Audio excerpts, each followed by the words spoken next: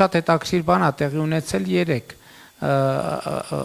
պետական կարճաժամկետ պարտատոմսերի թողարկումը տեղի ունեցել, այսինքն դա միշտ պլանավորված ամեն տարի տեղի ունեցող իրադարձություն է եւ երեք Հայաստանի պարտատոմսերի տոկոսը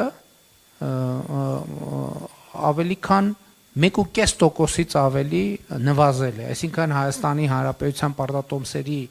եկամտաբերությունը նվազել է, այսինքն նրանք ովքեր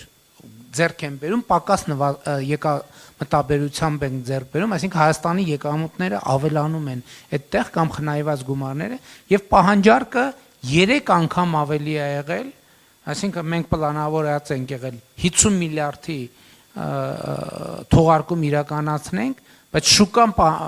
ակնկալել է 165 միլիարդի հայտ է եղել ներկայացված, դրա արդյունքում է, որ տոկոսները նվազել են եւ շատ կարեւոր է մենք մեծ ծավալի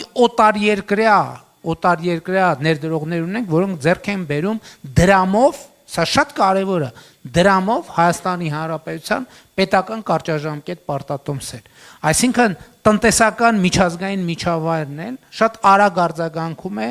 այս տեղի ունեցող քաղաքական եւ տարածաշրջանային փոփոխություններին